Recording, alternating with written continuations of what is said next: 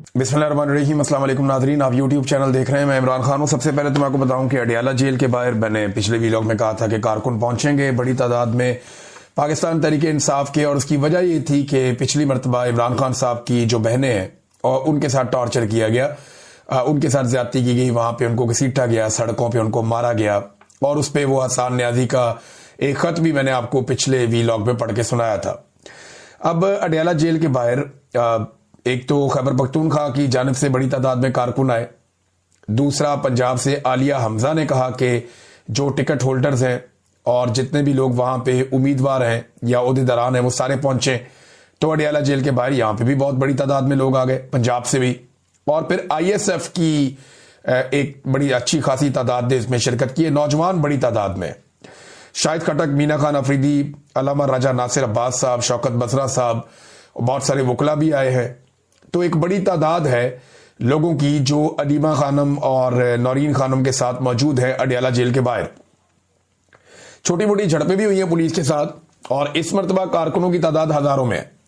जो मीडिया के लोग जिनसे मेरी बात हुई, मैंने कहा जी मुझे एग्जैक्ट आप सिचुएशन बताएं, तो उन्होंने कहा जी हजारों कारकुन पहुंचे, कुछ कारकुन वापस भी गए हैं।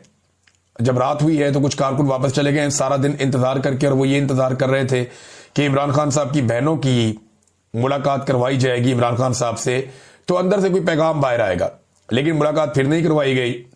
और इस वक्त जब मैंने आखिरी टेलीफोन कॉल किया तो 400 के करीब लोग अलीमा खानम के साथ और इमरान खान की दीगर बहनों के साथ वो अडियाला जेल के बाहर बैठे हैं। इन्होंने जब बढ़ने की कोशिश की अडियाला जेल की जानिब, तो फिर पुलिस की भी बहुत बड़ी नफरी थी, सैकड़ों की तादाद में पुलिस वाले भी इकट्ठे किए हुए थे। तो सारा दिन पुलिस जो है वो लड़ाई झगड़ा कर नहीं पाई। उसकी एक बड़ी वजह यह थी कि कारकुनों की तादाद बहुत बड़ी थी, और दूसरा इस वक्त रियासती इदारे नहीं चाहते, क्योंकि मौजूदा रजीम नहीं चाहता कि कोई नई बड़ी लड़ाई हो जाए। लेकिन इमरान खान साहब से मुलाकात भी वो नहीं करवा पा रहे, बल्कि एक गैर मुल्की सफीर को मुबैना तौर पर उन्होंने ये भी कहा कि जी बाद में हम कंपनसेट कर देंगे, थोड़ा टाइम हमें दे दें। तो एक आधा महीना मांगा गया था, लेकिन देखें मुलाकातें तो करवानी पड़ेंगी। जब आसिम मुनीर साहब महफूज महसूस करेंगे कि अब उन्हें कोई खतरा नहीं है, तो फिर वो इमरान खान साहब की मुलाकातें दोबारा खोल देंगे। ताकत तो बहुत हासिल कर ली आसिम मुनीर साहब ने मौजूदा निजाम के अंदर, ताहयात इस्तिस्ना है, ताहयात मुरात है, ये सारी चीजें हैं। बहरहाल झड़पें हुई, उनमें हंगू के MNA यूसुफ खान साहब वो नजर आए, बाकायदा वो जख्मी हो गए। कुछ पाकिस्तान तहरीक इंसाफ के कारकुनान जो है वो जख्मी हुए, कुछ जगह पे जो है वो कारकुनान ने मुजाहमत भी की। पुलिस की जो एंटी राइट फोर्स है वो बहुत बड़ी तादाद में वहां पे पंजाब हुकूमत ने खड़ी की हुई है अडियाला जेल के बाहर। ऐसा हमने कभी नहीं देखा। नवाज शरीफ साहब की जब मुलाकात होती थी तो बाकायदा PMLN के लोग जाते थे, उनकी गाड़ियां जाती थी और बाकायदा पार्किंग में गाड़ियां लगती थी, पुलिस वाले उनको जो है वो सलाम करते थे, और ये लोग लिस्टों के मुताबिक अंदर बार बार मुलाकातों के लिए जाते थे। मीडिया के लोग जाते थे, उनके लिए अलग एक पूरा पार्किंग का इंतजाम बनाया हुआ था, बाहर जो है वो कैंप लगा हुआ था, खाने पीने का प्रॉपर इंतजाम होता था, बहुत फैसिलिटेट किया जाता था। इमरान खान साहब के दौरे हुकूमत में जब उस्मान बुज़दार वजीर आला था पंजाब का, ये उस्मान बुज़दार से आप पूछ सकते हैं कि किस किस्म के इंतजाम थे। उस वक्त एक ब्यूरोक्रेट जो होम सेक्रेटरी था पंजाब का, वो तो बहुत फैसिलिटेट करता था, बाकायदा वो अहकामात लेता था। पंजाब हुकूमत के मुलाजिम होने के बावजूद वो PMLN से अहकामात लेता था।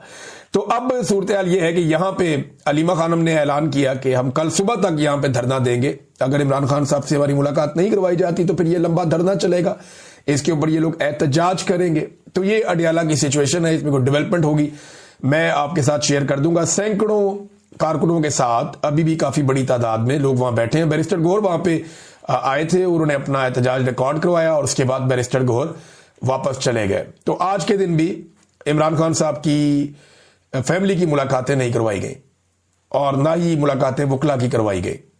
तो कैद तन्हाई जो है इमरान खान साहब की, अब जब मैं ये वीलॉग रिकॉर्ड कर रहा हूं तो अब तक जारी है। DG ISPR ने सहाफियों से मुलाकात की, आजकल काफी एक्टिव है।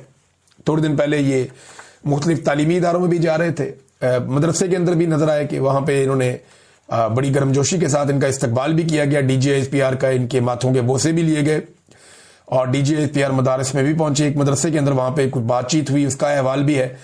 लेकिन अभी जो है वो मुलाकात की है जो सीनियर सहाफी हैं, कुछ एंकर्स हैं, उनके साथ DG ISPR ने। इस मुलाकात में क्या बातचीत हुई, ये कुछ चीजें मैं आपके सामने रख देता हूं जो मेन चीजें हैं। एक तो उन्होंने जो अफगानिस्तान में तालिबान हुकूमत है उनको कहा कि तालिबान जो है वो हुकूमत एक रियासत की तरह जो है वो फैसला करे, नॉन स्टेट एक्टर्स की तरह फैसला ना करें। फिर उन्होंने कहा जी कि तालिबान हुकूमत कब तक अबूरी रहेगी, यानी पाकिस्तान की एस्टेब्लिशमेंट को इस बात की फिक्र है कि अफगानिस्तान में एक अवामी मुंतखब हुकूमत होनी चाहिए, लेकिन क्या पाकिस्तान में एक अवामी मुंतखब हुकूमत है? इसका जवाब सारे पाकिस्तानी जानते हैं। फिर उन्होंने कहा जी नॉन कस्टम पेड गाड़ियां जो है इन पर फौरी तौर पर पाबंदी लगाई जाए, दहशतगर्दी के वाकयात में इन गाड़ियों को इस्तेमाल किया जाता है। नॉन कस्टम पेड गाड़ियों का धंधा बहुत बड़ा है। ये गाड़ियां अफगानिस्तान से पाकिस्तान में दाखिल होती है और इनको पाकिस्तान के कई इलाकों में चलाया जाता है, कबायली इलाकों में, इवन स्वात में, ऊपर गिलगित बल्तिस्तान में, बहुत सारे एरियाज में ये गाड़ियां चलाई जाती हैं जो नॉन कस्टम पेड गाड़ियां हैं, और इनकी स्मगलिंग के अंदर बाकायदा बहुत पैसा बनाया जाता है और बॉर्डर पे खड़ी हुई सिक्योरिटी फोर्सेस भी इसके लिए जिम्मेदार हैं। अच्छा जी, इसके बाद उन्होंने एक स्टेटमेंट दिया डीजी आईएसपीआर ने। उन्होंने कहा जी ब्लड और बिजनेस ये एक साथ नहीं चल सकते, यानी जहां पे खून बह रहा हो और साथ आप कारोबार भी करना चाहें। ये अफगानिस्तान के तनाजुर में इन्होंने बात की है। ऐसी ही बात इंडिया पाकिस्तान के बारे में करता था कि ट्रेड एंड टेररिज्म ये एक साथ नहीं चल सकता, यानी टेरर एंड ट्रेड एक साथ नहीं चल सकता। ये बात इंडिया पाकिस्तान के लिए करता था। आज पाकिस्तान वही बात अफगानिस्तान के लिए कर रहा है कि ब्लड और बिजनेस एक साथ नहीं चल सकते। इंडिया ने टी का वर्ड यूज किया, पाकिस्तान ने बी का वर्ड यूज किया, लेकिन दोनों तरफ एक नफरत है और वो बढ़ती जा रही है। यानी एक बॉर्डर के साथ फेंस लगाई इंडिया ने ताकि पाकिस्तान से वो महफूज रहे, और एक बॉर्डर के साथ फेंस लगाई पाकिस्तान ने ताकि अफगानिस्तान के साथ पाकिस्तान महफूज रहे और वहां से दहशतगर्दी पाकिस्तान में ना आए। अब दोनों तरफ जो है वो कार्रवाइयां होती रहती हैं। इंडिया वैसे ही पाकिस्तान को पसंद नहीं करता और अब ऐसा लगता है कि पाकिस्तान भी उसी तरह से अफगानिस्तान को पसंद नहीं करता। को ब्लड और बिजनेस एक साथ नहीं चल सकते। ये नहीं हो सकता कि हमारे पे हमले हो और हम तजारत करते रहें। एक और बात उन्होंने की, अफगानिस्तान के अवाम के हम खिलाफ नहीं है, हम दहशतगर्दी के खिलाफ हैं जो वहां से आती है।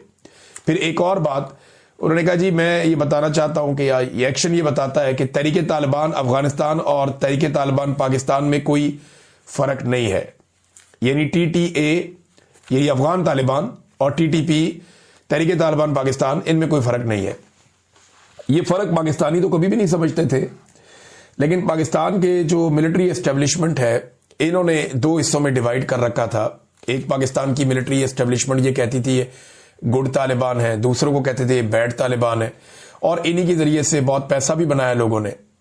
यानी अली अमीन गंडापुर ने बताया और खैबर पख्तूनख्वा पुलिस ने बताया कि हमने जब भी कभी दहशतगर्दों को गिरफ्तार किया तो एजेंसियां आकर हमसे छुड़ा कर ले जाती थी कि ये हमारे असासे हैं, ये गुड तालिबान है, ये बुरे लोग नहीं है, तो इन्हें छोड़ दिया जाए। तो ऐसा बार बार होता रहा, लेकिन अच्छी बात है कि आज फौज ये कह रही है कि और इन्हें समझ आ गई इस